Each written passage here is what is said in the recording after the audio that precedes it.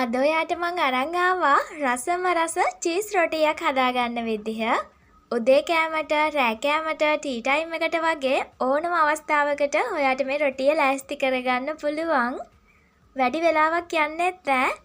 ඒ වගේම තමයි රස. එහෙනම් බලමු කොහොමද හදාගන්නේ කියලා. ඉස්සෙල්ලම අපට පිරවුමක් ඕන වෙනවා. ඒ හින්දා පිරවුම ඉස්සෙල්ලම ලෑස්ති කරගම්මු. පොල් තෙල් මේස හැඳි 4ක් විතර දාගන්න. ගින්දර ටිකක් අඩු කරලා තියාගන්න ඕනි. දැන් මම එකතු කරගන්නේ කොටු හැඩයට කපාගත්ත මාළු. කැමති මාළු වර්ගයක් ගන්න පුළුවන්. ගොඩාක් ලොකුවට නැතුව ටිකක් පොඩියට කපා ගන්නත් ඕනේ. ගින්දර ටිකක් අඩු කරගෙන මාළු ටික බැද ගන්න. ලාවට රන්වන් පාට වීගෙන එනවත් එක්කම පුළුවන් අල එකතු කරන්න.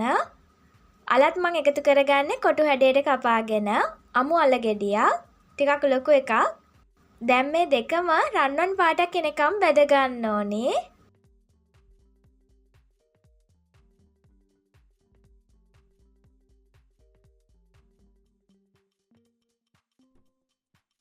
රන්වන් පාටට ආවට පස්සේ පුළුවන් මාළු මිරිස් කරලක්, අමු මිරිස් කරලක්, වියලි මිරිස් කරල් 4ක් විතර හීනියට කපලා එකතු කරන්න. කරපිංච ඉත්තක වගේ කොලත් කපලා එකතු කරගන්න. ටිකක් සැරට හදාගන්නේ. මේක පිටරට රෙසිපි එකක්. අපේ විදිහට මම try කරලා බැලුවා හරිම රසයි. ඔයා වැඩි මිරිස් රසට කැමති නැත්නම් ටිකක් අඩු කරලා එකතු කරන්න.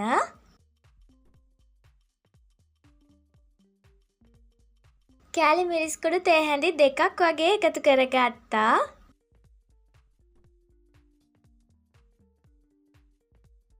කහ කුඩු තේ හැඳි 8න් එකටත් වඩා අඩුවෙන්. ගම් මිරිස් කුඩු තේ හැඳි 8න් එකක් විතර.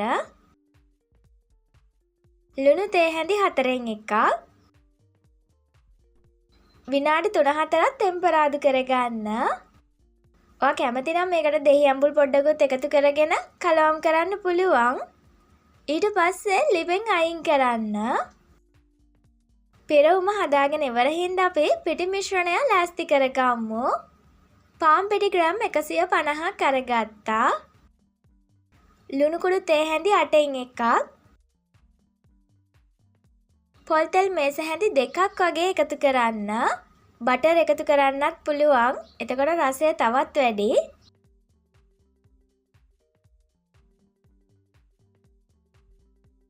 කලවම් කරගත්තට පස්සේ ඇල් වතුර ටික ටික දාලා අනා ගන්න.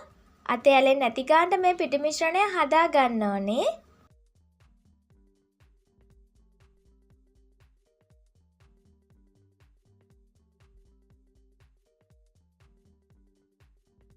හොඳට අනාගත්තට පස්සේ නීට් කරන්න.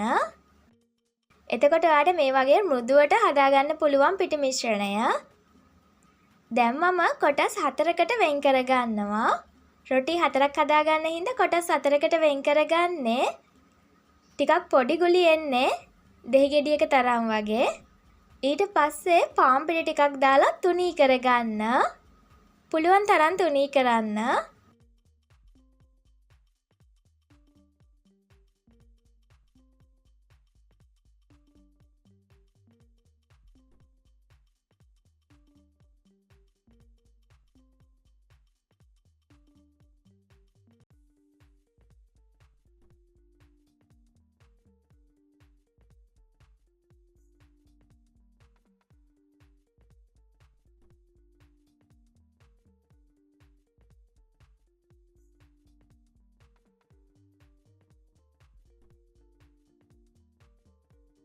ඉතින් මෙන්න මේ ගානට වගේ මම තුනී කරගත්තා. මේ බලන්න කාසි එක ඝනකමට වගේ ගොඩාක්ම තුනී කරගන්න. රොටි හදාගන්න තැටිය හරි සාමාන්‍ය මේ වගේ තැටියක් හරි අරගෙන ලිපේ තියාගන්න. ගින්දර ටිකක් අඩු කරලා පුච්ච ගන්න ඕනේ. කර වෙනකම්ම නෙමෙයි අමු ගතිය යනකම් විතරයි. අර අපි පරාට හදාගන්නකොට හදන්නේ. හැබැයි ඊටත් වඩා අඩුවෙන් තමයි පුච්ච ගන්නේ.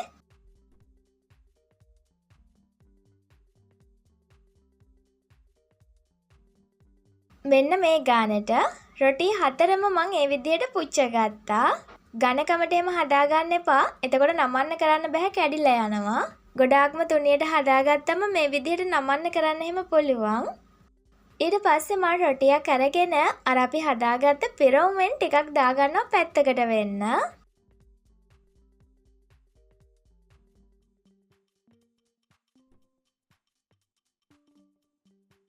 උඩින් දාගන්නේ චීස්. කැමති චීස් වර්ගයක් ගන්න පුළුවන්. ඊට පස්සේ මේ විදිහට ටිකක් අලව ගන්න තද කරලා.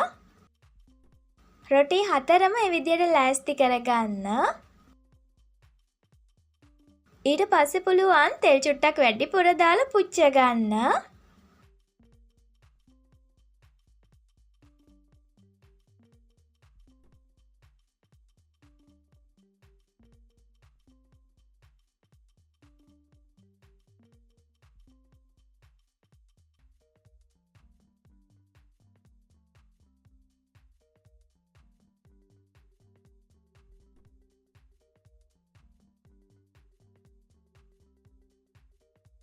රන්වන් පාටක් එනකම්ම පුච්ච ගන්න ඕනි, ගින්දර ටිකක් අඩු කරලා.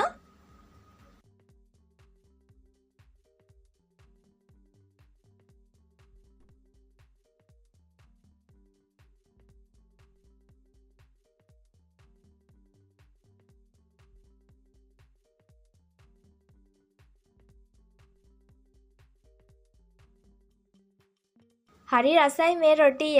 ඔයා අනිවාර්යයෙන්ම හදලා බලන්න. චීස් රසත් එක්ක පුදුම රසක් තියෙන්නේ. අද මම ඔයාට කියලා දුන්නේ පිටරට රසම රස චීස් රොටියක්. අපේ රසට ලේසියෙන් හදාගන්න විදිහ. හදලා බලන්න මේ රොටිය. අනිවාර්යයෙන්ම ඔයා හැමදාම උනත් හදයි. ඒ තරම් රසයි මේ රොටිය. අනිත් දේ තමයි උණු උණුවෙන් කන්න ඕනේ. චීස් ටික හයි වෙන්න කලින්. රස්නේ පිටින් පොඩ්ඩක් සැරත් එක්ක චීස් බේරි කන්න තියෙනකොට මේ රොටියේ අමුතුම රසක් තියෙන්නේ. ඒ වගේම තමයි ටිකක් ක්‍රිස්පිත් එක්ක. try කරලා බලන්න. ගිහින් එන්නම්. ඔයාලට සුබ දවසක්.